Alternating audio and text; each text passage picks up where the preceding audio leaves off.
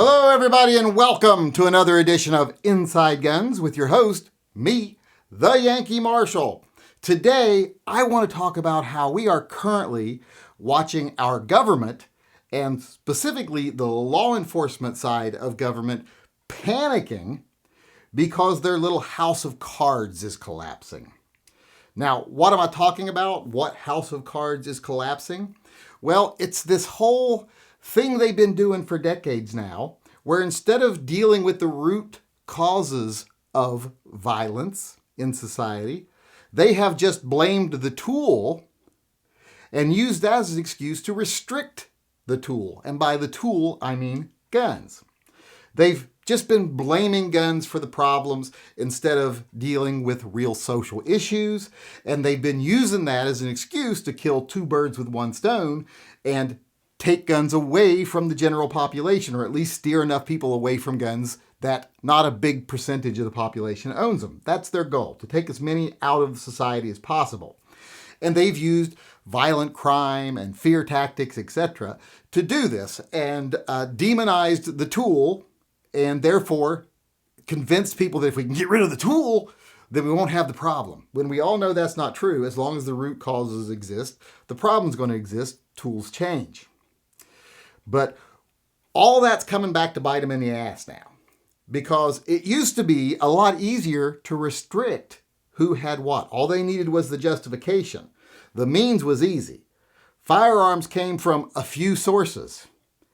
You just didn't make your own. You had to buy them somewhere. So they just had to go after the manufacturers, restrict certain pieces, make them label them, serialize them, etc. And then they could create these laws that required, people to go jump through hoops to get those serialized parts. And they really didn't have much other option, because what are they going to do? Make a handgun in their garage out of spare parts? Everybody's not Gaston Glock. Thank God there's not that many strippers and hookers for everybody to have sex with. So if everybody was Gaston Glock, we'd run out of them. But most people, like I said, not making their own guns. So if they restricted the pieces, they could control who had them. And they could do that to whatever degree they wanted and do it pretty easily. But you see, those days are pretty much over. And I'm not just talking about P80s, 80%ers. I'm just talking about 3D printers. I have a 3D printer. It's getting to where even old geezers like me, who, if you've ever come to one of my live chats, I'm not the best with modern computer technology. I do occasionally get a little confused and flustered, much to the enjoyment of my audience. But I have a 3D printer. It's still in the box because I'm terrified of it, but I've got one. And if I wanted to, I could be printing things like handgun frames, like the 80%ers, except I could just print them already made. AR lowers, they can be printed. So the cat's out of the bag, genie's out of the bottle, technology-wise. The ability of the government to control who has these certain parts is going away. And that's causing them to panic, because not only do they not want us armed, but now there's not much they can do. They can't just keep blaming the tool, because eventually they're going to have to actually lower crime rates, actually lower violence rates, or else they're going to get voted out of office. So they're going to have to actually start dealing with real issues. They don't want to have to do that. But they're going to have to, because like I said, the days of easily restricting who has what are gone. They're gone. Those days are past. People will be able to start making the products whenever they want them. And not just the polymer frames and stuff. I mean, how much longer is it going to be till CNC machines are affordable? And all you need to get is block steel, and you can make whatever you need to make. Make any part you need to make. When are we going to have, how much longer till we have like 3D printers that can make actual metal parts, like MEM parts, or make molds for them, whatever. Technology is finding a way around every restriction they're putting forward. And it's terrifying them. Not because they think crime will go up, because they know it's not going to have any effect on crime, really. The number of people that are going to commit crimes is more based on the backgrounds of those people and how many people come from those conditions than how many people have guns. That's got nothing to do with how many crimes are committed. It's how many people come from a background that makes them more susceptible to be violent. That's what matters far more. And that's what the government should have spent decades dealing with, but they didn't. They spent decades demonizing the tool and restricting the tool and doing that for multiple reasons, like I said, but now they're not going to be able to restrict the tool anymore. What are they going to do? Outlaw the knowledge of how to do these things? Are they going to make 3D printers illegal? CNC machines illegal? Because people can use them to make guns? You think that's going to go over well? You think technology is just going to stop rolling because the government is afraid of the people? It isn't. The days of being able to control who has what are going away. Like I said, people are starting to be able to make whatever they want at home.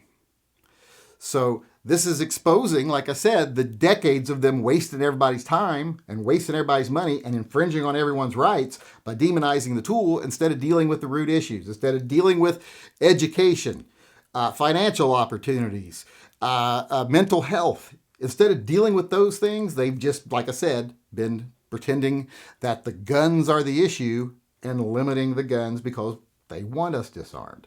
That's coming back to roost on them now. Like I said, you can't put the cat back in the bag. You can't put the genie back in the bottle. Technology is going to keep moving. So government right now is panicking. And they're trying to terrify everyone like, oh my God, a ghost gun was used in a crime. Oh my God. Well, you know, somebody probably killed somebody with a sharpened stick that they made themselves not too, recently also. A shiv. You know, I always remember is that you get shivved with a shank or shanked with a shiv. I think it's shanked with a shiv. So someone's killed somebody with a shiv recently, I'm sure. Probably more than have been killed by ghost guns. Probably far more. And I'm sure more people have killed someone with their bare hands or a rock or a baseball bat than they have with a ghost gun. So the whole scare tactic thing is not going to work anymore. Not going to work for much longer because everybody's going to be able to have whatever they want. And they're not going to be able to restrict it. What's the point of passing laws that say, oh, you got to be this age to buy that, or you got to have, this kind of record to buy that, or this to do that through an FFL, whatever, if everybody can just make their own shit? Like I said, the days of easily restricting the items are going away, and they're panicking because they know they're going to have to do something. Not going to be able to stop technology. What are they going to start doing? When they can't stop the technology, they're going to start demonizing the knowledge. Should it be illegal for someone on a TV show to put rat poison in someone's drink because, they're showing them how to commit a crime? Because that's the way they treat this stuff. They say, because someone has the knowledge of how to turn a gun full auto, but they don't actually do it, that they still committed a crime. That's like saying because I know how to make a pipe bomb, that I'm a criminal. And I know how to make a pipe bomb. Are they going to legalize that knowledge? I mean, we used to blow tree stumps out of the fields to clear the fields. And we made pipe bombs to do it legally. We went down, sometimes my grandfather would go down and get dynamite. Didn't mean we were committing a crime. We were just doing some work. Are they going to start illegalizing knowledge and the transfer of knowledge, skills? Are they going to illegalize technology? They're not going to be able to. So, like I said, they're panicking right now. They're going to be doing their best to scare everyone to death of ghost guns. 80%ers, printed guns, everything else. They're going to try to demonize all of it. Don't fall for it. It's just them, like I said, panicking because they know they have wasted decades not dealing with real problems, just trying to disarm the people. And now those mechanisms that they've been using to keep people disarmed are becoming less and less effective every day. All right, everybody, that's my show today. Thanks for coming. I hope you enjoyed the show, and I hope you come back again on Monday. Until then, I just want to remind everyone to always carry and stay safe until I see you again.